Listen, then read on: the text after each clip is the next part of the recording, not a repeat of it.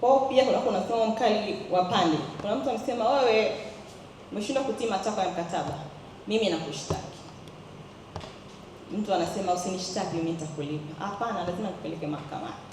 Kwa hiyo pia inakuwa inakumbana na changamoto. Kwa majina naitwa Peter, na kimsingi nimefurahia mafunzo ambayo yametolewa na Wizara ya Katiba na Sheria kwa waandishi wa habari wilaya ya Tarime. Kimsingi amekuja kutuletea uelewa mkubwa sana, tofauti na mwanzo tulivyokuwa tunaelewa. Kuna vitu ambavyo kimsingi tulikuwa tunaandika kumbe kisheria hairuhusiwi, lakini kupitia mafunzo haya tumeweza kujifunza, na vile vile tumepata fursa mbalimbali ya kuonana na wanasheria kutoka Wizara ya Katiba na Sheria kutoka Dodoma. Vile vile tumewabadilishana mawazo na waandishi ambao kimsingi tulikuwa hatupati nafasi ya kukutana, tofauti tunakutana kwenye majukwaa mbalimbali tunapoenda kuandika habari. Kwa hiyo mafunzo haya yamekuwa chachu kubwa na maendeleo katika tasnia yetu ya habari. Na vile vile nitoe wito kwa wale ambao wanakuwa fursa hizi zinakuja, wajitokeze kwa ajili ya kujifunza, kwa sababu ni kwa ajili ya watu wote. Kwa hiyo niwapende kuwakaribisheni watu watakaposikia fursa hizi pia waweze kujiunga na kusikiliza fursa hizi. Asanteni sana. Kwa majina yangu naitwa Regina Peter Mwela, ni mkazi wa Tarime.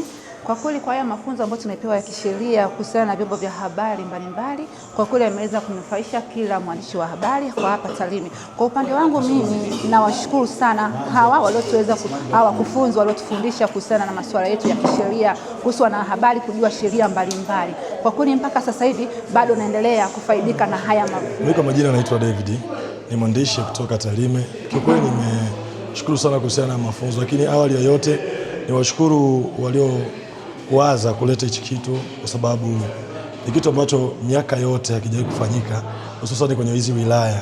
Hivi vitu unavisikia mikoa mikubwa na majiji makubwa. Kwa hiyo kwa sisi kuletewa hapa kwenye wilaya yetu ya Tarime ni kitu kikubwa sana.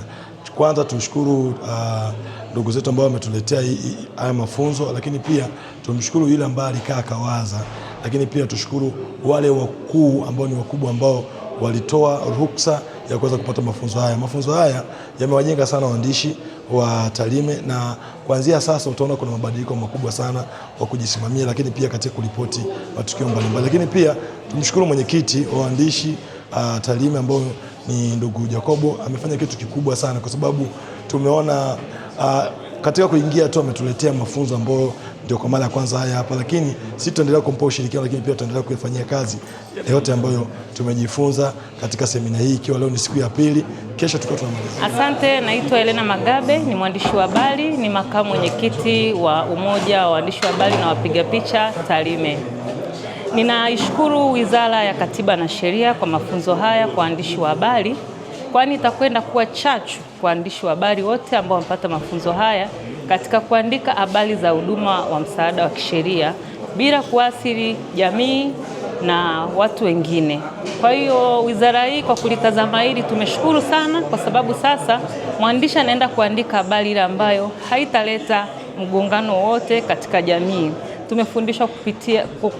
Tumefundishwa kwa upande wa ardhi, tumefundishwa ukatili wa kijinsia, hatimaye tumeletwa kwetu sisi kwenye isibati. Kwa hiyo tunashukuru, tumejifunza vitu vingi na vinaenda kutujenga.